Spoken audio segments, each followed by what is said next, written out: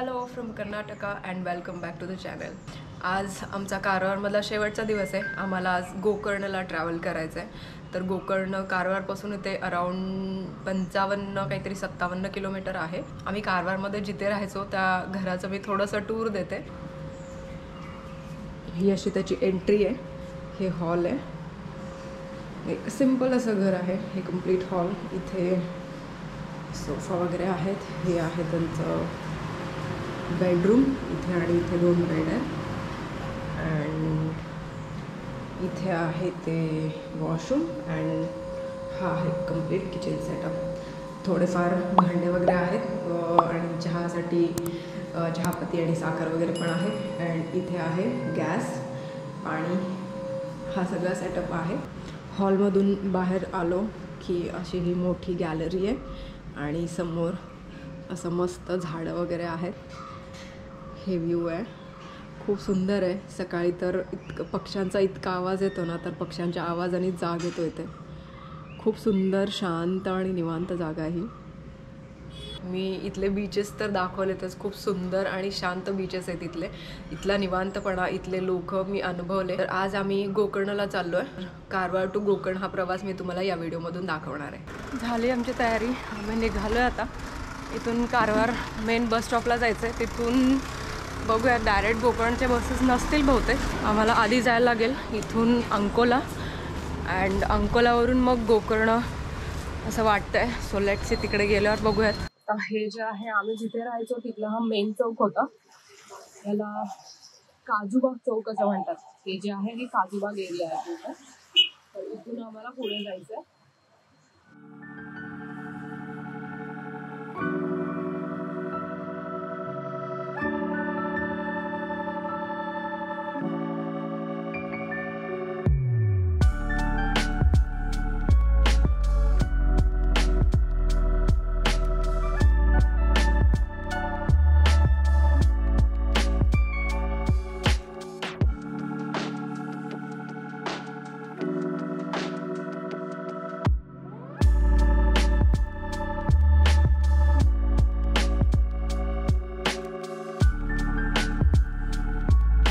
हे आहे Ankola bus stop.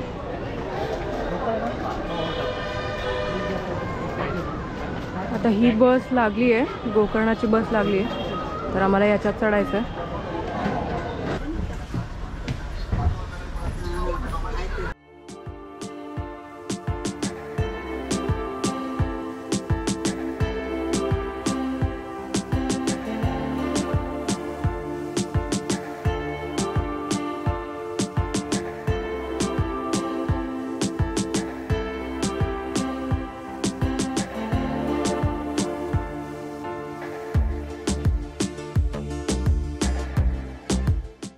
आम्ही आता पोचलो आहे गोकर्णला. हे गोकर्णाचं मागचं बस स्टँड होतं. तर तिथून बाहेर आलो आहे आम्ही आता. आणि आमचं जे हॉस्टेल आहे ते इथून 2.5 किलोमीटरवर आहे. तर आम्ही विचार करतो आहे की चालत जायचं की ऑटो घ्यायचं. तर बघूया, ऑटो रिजनेबल मिळाली तर ऑटोनी जाऊ, ऑर एल्स मग चालत जाऊ. Let's see. बस स्टॉपच्या एक्झॅक्ट समोर एक रेंटल बाईकचे जे आहे हे दुकान आहे. तर तिथे आलो आहे मी आता. ही बाईक मिळाली आम्हाला. ये याच्या शॉपचं नाव जे आहे हे ते ओनर आहे आणि हे एक्झॅक्ट बस स्टॉप आहे इथे. अँड त्याच्यानंतर हे आहे श्री गणेशा रेंट बाईक्स. तर एक्झॅक्ट समोर. म्हटलं आम्ही ऑटो वगैरे घेऊन परत येण्यापेक्षा इथूनच बाईक घेऊन जाऊ. त्यामुळे ही घेतली आहे. तर पुढच्या 5 दिवसासाठी ही आहे आमची गाडी. डायरेक्ट बस स्टँडवरूनच आम्ही ही बाईक रेंटने घेतली आणि आम्ही आता चाललो आहे पेट्रोल भरायला. तर पेट्रोल भरून मग आम्ही हॉस्टेलला जातो.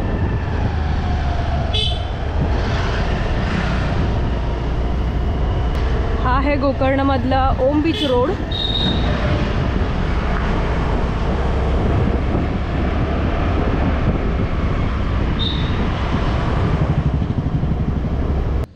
आम्ही इथे पोचलो आता. जे हॉस्टेल आहे ऑलरेडी बुक्ड होतं आहे, तर इथे पोचलो आहे. ॲम्बियन्स खूप सुंदर आहे ह्या हॉस्टेलचं. आमचं जे रूम आणि बेड वगैरे आहेत ते सगळं मी नंतर दाखवते, पण आता सध्या चेक इन चालू आहे आमचं. इथून एंट्री होती. खूप सुंदर नवीन प्रॉपर्टी आहे ही. आता सध्या चेक इन चालू आहे. इथे हा बसला आहे थकून माकून. अँड ही एक बॅग, ती एक बॅग, ह्याच्यात आहेत लॅपटॉप. तर हे असं आहे. आम्ही आता इथे हॉटेलमध्ये आलो. त्याचं नाव आहे गनांजया. मी सांगितले आम्ही थाळी, त्याच्यात भरपूर भात आला. हे आहे ते थाळी.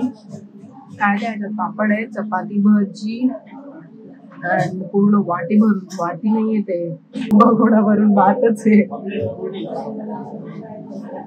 आणि मला हे ना यातलं हे ट्राय करायचंय, चौचो भात आणि पोळी वगैरे हे ट्राय करायचंय मला. बघू आता संध्याकाळी किंवा परत उद्या. आणि ते असं आहे. आम्ही आत्ता याच हॉटेलमध्ये जेवलो आणि हॉटेलचं नाव आहे गनंजय प्युअर व्हेज. तर हे मेन रोडलाच आहे आणि इकडे जे आहे ते ओम बीचचा रोड आहे. सो आत्ता मस्त जेवण झालेलं आहे. भरपूर भात खाल्लं आहे आम्ही दोघांनी पण. तर आत्ता दुपारचे वाजत आहेत 2:15. थोड्या वेळानं मी रूमवर रेस्ट करू आणि त्याच्यानंतर मग आता गाडी आहे, फिरवायचे भरपूर त्याला. 5 दिवस पुढचे. संध्याकाळचे 5 वाजता आहेत आता आणि आम्ही चाललो आहे सनसेट बघायला. तर बाकीचे बीचेस वगैरे ठीक आहे, नंतर बघू आम्ही. तर आता एक ठिकाण आहे जटायू तीर्थ म्हणून. तिथे थोडंसं क्लिफ टाईप आहे आणि सनसेट व्ह्यूसाठी खूप मस्त जागा आहे ती. तर आम्ही आता तिथे चाललो आहे.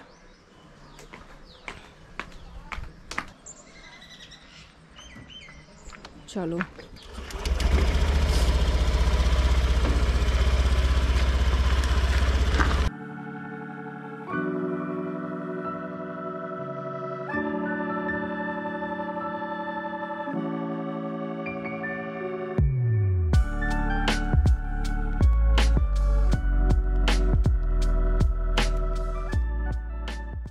आम्ही आता इथे पोचलो आहे. जटायू तीर्थ म्हणून जी जागा आहे तिथे आलो आहे. गाडी खाली लावली आहे. थोडंसं ट्रेक आहे इथे. बघूयात वरती जाऊन काय. छान आहे पण कम्प्लीट ओपन जागा आहे. ग्राउंड आहे आणि इथून वरती चढायचं आहे. गाड्या वगैरे तिकडे लावलेत आम्ही खाली. तिथून तो जो रोड आहे तिथून पुढे गेलं की तो कुडले बीच येतो. अँड इथून आम्ही आत आलो आहे आणि हे असं थोडंसं चढाई आहे.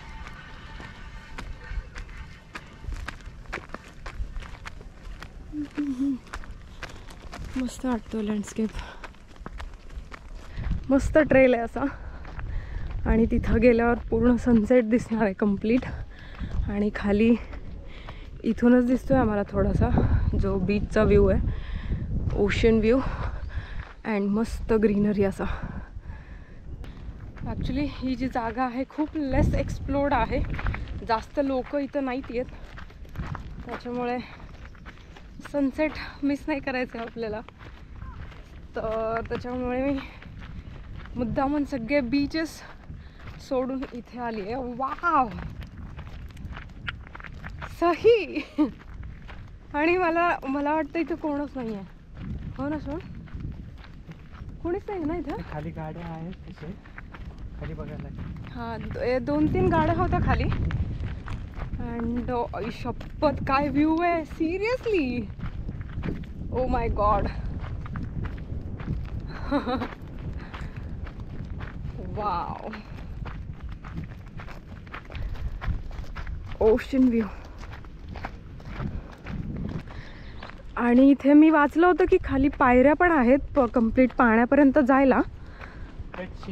हां, अजून तर मला दिसलं नाही. Let's see. Just wow. Just looking like the...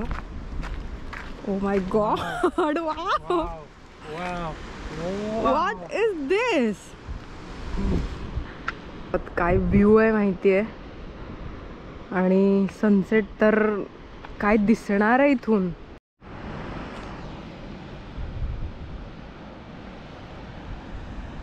खरंच खूप सुंदर व्ह्यू आहे यार.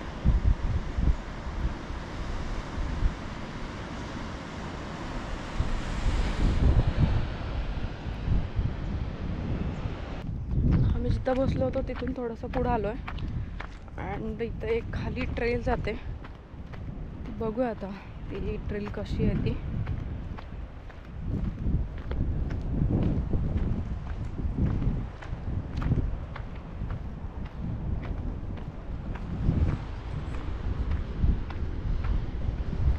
ही आहे ती ट्रेल. कुठंपर्यंत जाते बघायचं आहे मला. ते पायऱ्या इथेच आहेत का? ॲक्च्युली इथून खूप सुंदर व्ह्यू दिसतो यार. हा मस्त. हे बघ इथे तो ट्रेल शोन खाली.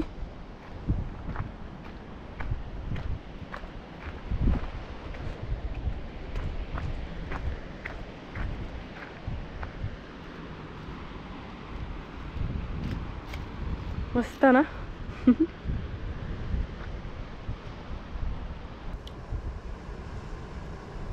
खूप शांत वाटतंय यार इथे.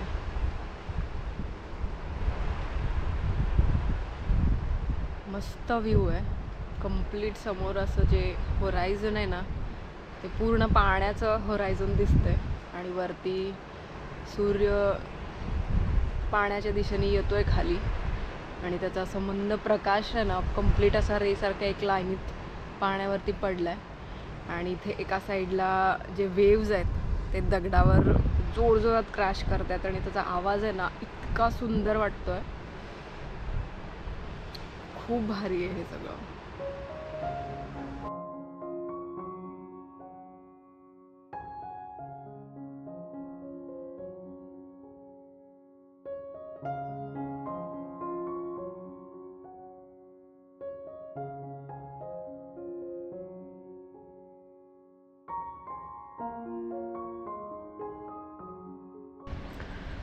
खूप मस्त सनसेट दिसतो इथून.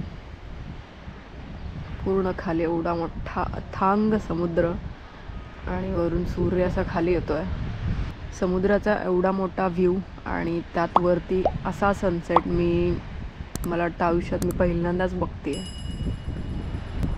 मस्त असा थंड वारा येतोय चेहऱ्यावर आणि जे लाटा आहेत त्यांचा आवाज येतोय आणि समोर एवढा सुंदर सूर्यास्त. अजून काय पाहिजे माणसाला आयुष्यात.